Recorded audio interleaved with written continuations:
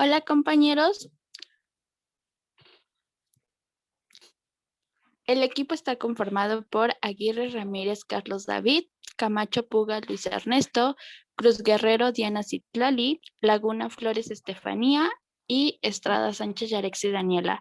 A nosotros nos tocó exponer reacciones enzimáticas y para comenzar tendremos que saber que las enzimas son proteínas especializadas capaces de transformar químicamente una molécula y esto lo hacen varios de cientos de veces por segundo. Es importante ya que estas características hacen que sean mucho mejores catalizadores.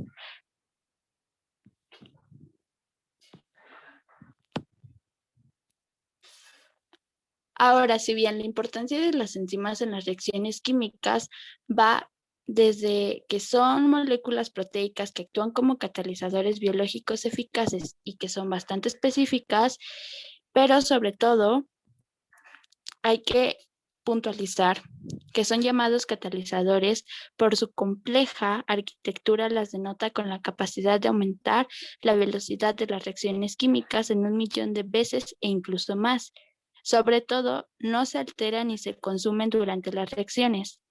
Es importante resaltar que de no existir las enzimas, las reacciones serían mucho más lentas y la vida no sería posible.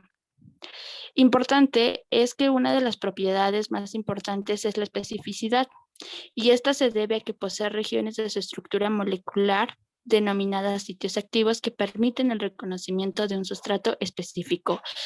Para entenderlo, para entender qué es un sustrato específico, este se define como la molécula sobre la que actúa la enzima. La interacción enzima-sustrato es extremadamente precisa, como si fuera la interacción de una llave con su cerradura. ¿Esto qué quiere decir? Que por cada tipo de reacción química existe una enzima específica encargada de catalizarla. Sin embargo, se ha probado que las enzimas son flexibles y la forma de los centros activos de algunas se modifican al unirse con el sustrato. Los centros activos tienen formas complementarias al sustrato solamente después de que éste se ha unido.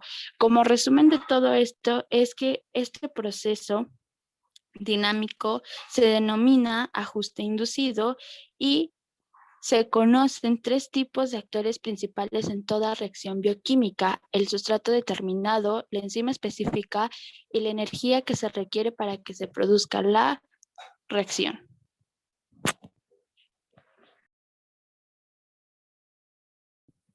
Bueno, respecto a los factores que influyen en la actividad enzimática, hay que aclarar que son varios. Pueden ser la temperatura, el pH, las concentraciones de sustrato y la presencia de algunos inhibidores.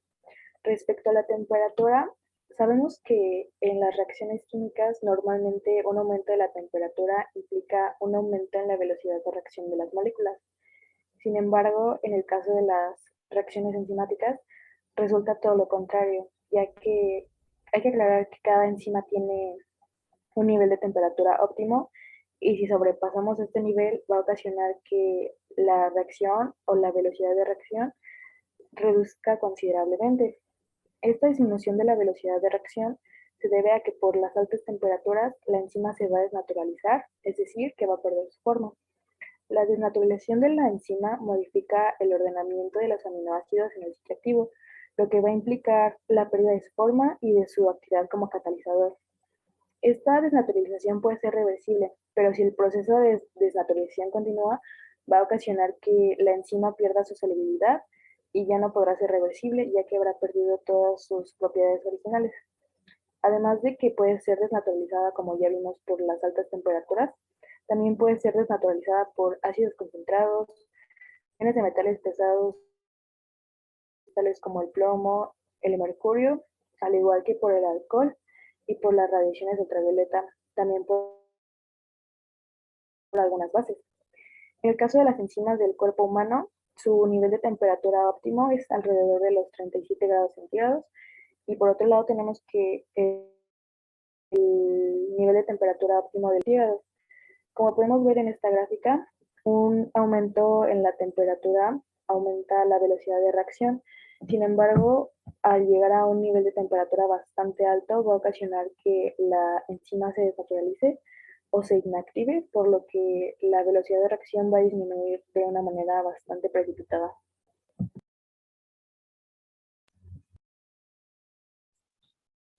Ahora, como nos mencionó mi compañera anteriormente, otro factor que altera la actividad enzimática es el pH.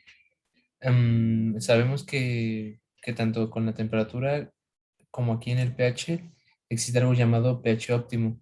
Esto lo presentan todas las enzimas y está relacionado con la eficacia que tendrán para realizar su actividad enzimática, ya que esto puede variar en ocasiones y, y vaya, si se encuentra por encima o por debajo de los indicadores que se encuentran establecidos, puede poner en riesgo y comprometer la enzima de ser desnaturalizada, como nos lo explicaron anteriormente. Este, si se encuentra por debajo de sus indicadores, nos avisa que esta enzima va a trabajar con una velocidad muy baja. En cambio, si lo hace con un pH muy alto, pues no es como la temperatura, sino que necesita forzosamente trabajar en su pH óptimo para estar en, en el espacio adecuado para trabajar correctamente. Si es más, se va a desnaturalizar; si es menos, va a trabajar de forma deficiente. Este, mm, Estos cambios en el pH alterarán la estructura tridimensional de la proteína. En cambios extremos de pH se puede desnaturalizar la enzima. Estos casos, en estos casos, los ácidos y las bases alteran la estructura y ocasionan lo que sabemos como inactivarla y volverla inútil.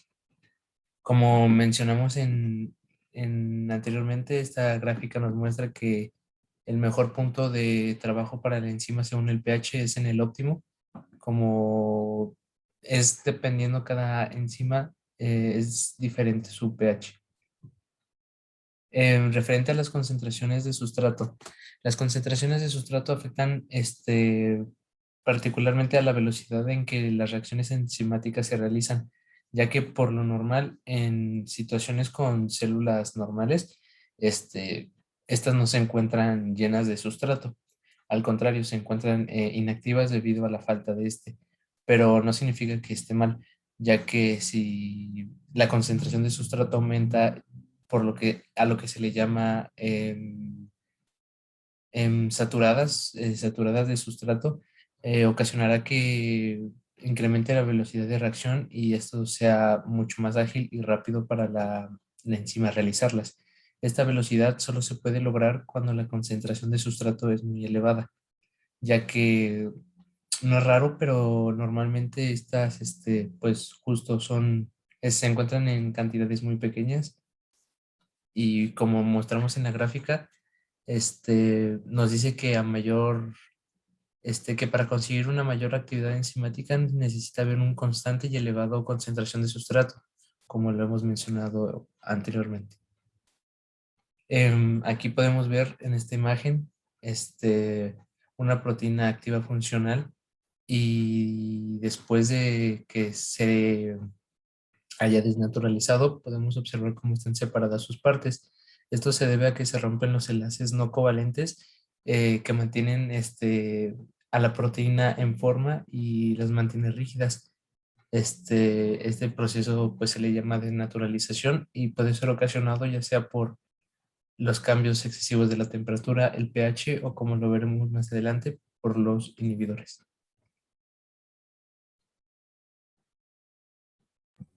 Bueno, respecto a los inhibidores son moléculas que se van a unir a las enzimas para disminuir o inactivar su actividad. Se clasifican en inhibidores competitivos e inhibidores no competitivos.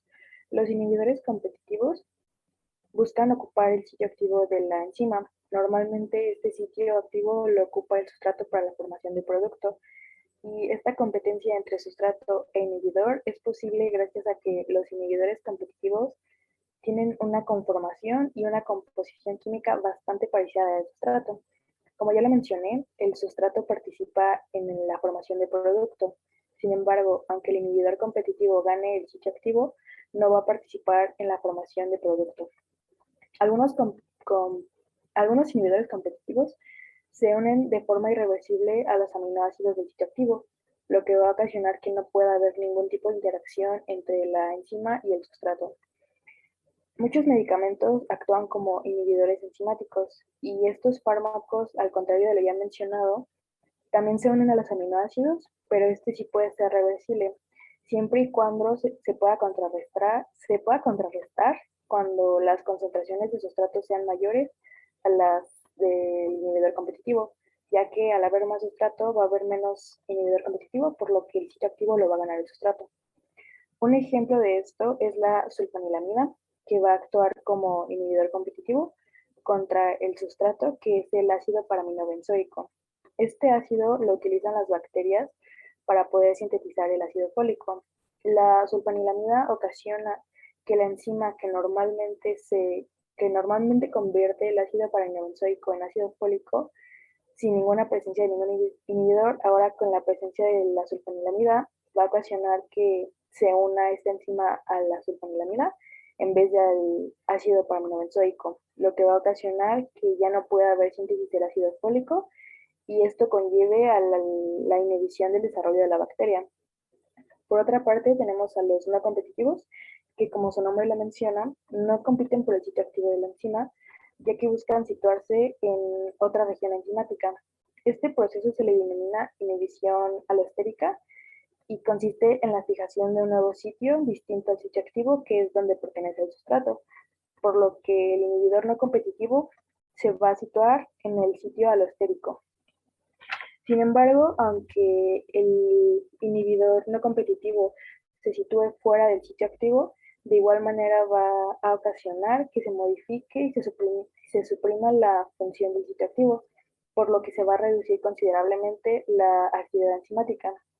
Esta acción puede ser reversible o puede ser irreversible, todo dependiendo si el sitio activo puede recuperar su forma original o no. En muchos casos, estas interacciones alostéricas, en vez de inhibir la actividad enzimática, puede activarla. El cianuro y el flúor a veces se designan como venenos enzimáticos, ya que tienen la capacidad de inactivar las enzimas irreversiblemente, y eso se debe a que pueden fijar o bloquear los iones metálicos, ya que algunas enzimas dependen totalmente de la presencia de los iones metálicos para poder tener actividad enzimática. Y estos iones metálicos, al ser bloqueados, van a impedir la reacción enzimática. Y como bien podemos ver en esta imagen, en una reacción normal, sin ninguna presencia de inhibidores, el sustrato puede situarse en el sitio activo y va a poder formar el producto. Cuando hay un inhibidor competitivo, como podemos ver, el inhibidor competitivo gana el sitio activo, lo que va a ocasionar que no pueda haber una interacción entre el sustrato y la enzima.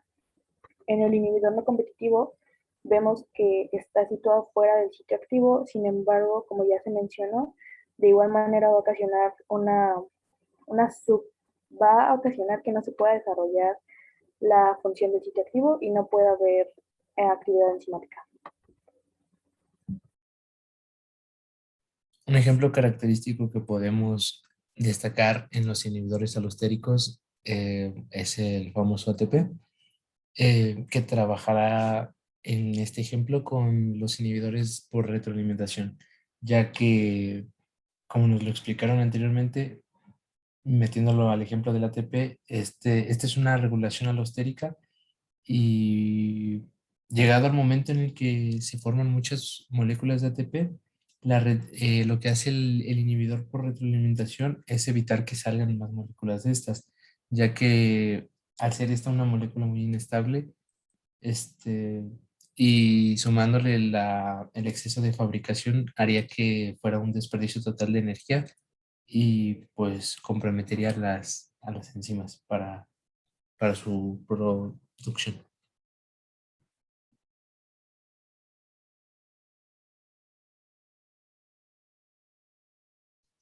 Bueno, ahora vamos a hablar de los componentes de las enzimas. Como ya dijo mi compañera Daniela, están formadas mayormente de proteínas. A esta parte proteica se le llama coenzima y es la que le da su forma tridimensional.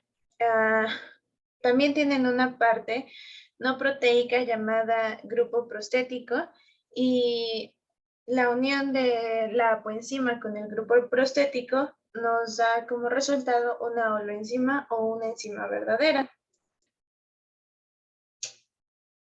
Otros elementos que forman parte de la enzima son las coenzimas y los cofactores. Ambos son moléculas orgánicas o inorgánicas que ayudan en su función catalítica. Las coenzimas son derivados de vitaminas. Y bueno, como ya se mencionó, la enzima tiene un espacio de unión al sustrato. En este se encuentran un montón de aminoácidos que ayudan a que el sustrato se pegue a la enzima para que se lleve a cabo la reacción. Algunos de estos van a formar lo que es el sitio de unión al sustrato y otros van a formar el sitio catalítico. El conjunto de ambos va a formar el sitio activo.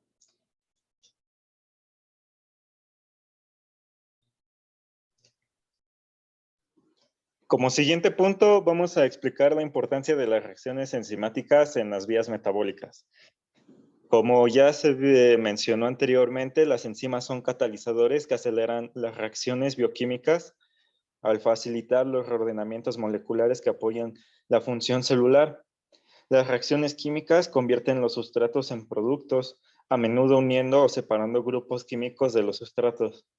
Por ejemplo, en el paso final de la glucólisis, una enzima llamada piruvato quinasa transfiere un grupo fosfato de un sustrato, fosfoenolpiruvato, a otro sustrato ADP, generando así piruvato y ATP como productos. Vamos a revisar las reacciones enzimáticas que hay en el proceso de la glucólisis como vía metabólica y recordando que la glucólisis se lleva a cabo en el citosol. Consta de 9 reacciones químicas de separación en las cuales participan varias enzimas.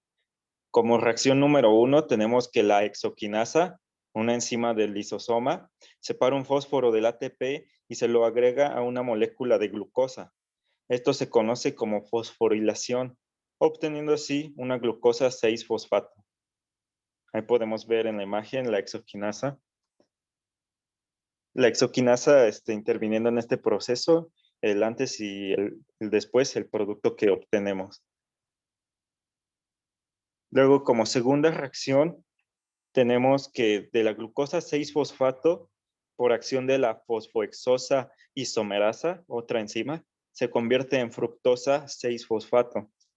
Igualmente en esa imagen podemos observar esa enzima interviniendo para tener como producto la fructosa 6-fosfato. Como tercera reacción, de la fructosa 6-fosfato, por acción de la fosfofructoquinasa, se convierte en fructosa 1,6-difosfato. Y nuevamente podemos observar la acción de la enzima para obtener el producto de la tercera reacción. Luego, como cuarta reacción, tenemos que de la fructosa 1,6-disfosfato, por interacción de un aldehído, se producen dihidroxiacetona fosfato y gliceraldehído 3-fosfato. Como quinta reacción, tenemos que de la dihidroxiacetona fosfato, por acción de una isomerasa trifosfato, se da gliceraldehído 3-fosfato y viceversa. Luego, como sexta reacción, tenemos que al gliceraldehído 3-fosfato se le agrega un fosfato por acción de deshidrogenasa gliceraldehído 3-fosfato, produciendo 1,3-bifosfogliceraldehído. Y como reacción séptima tenemos que del 1,3-gliceraldehído disfosfato y un ATP reaccionan como fosfoglicerato quinasa, dando como resultado un 3-fosfoglicerato y ATP. Luego, como últimas reacciones, tenemos la reacción número 8, que del 3-fosfoglicerato reacciona con fosfoglicerato mutasa, formando 2-fosfoglicerato. En esta reacción solo se cambia el fósforo del cambio del carbono 3 al carbono 2. Por último, tenemos la reacción número 9, que del 2 fosfoglicerato en una reacción con enolasa desprende una molécula de agua y se forma un fosfoenolpiruvato. Del fosfoenolpiruvato y ADP reacciona con la enzima piruvato quinasa para formar piruvato ATP.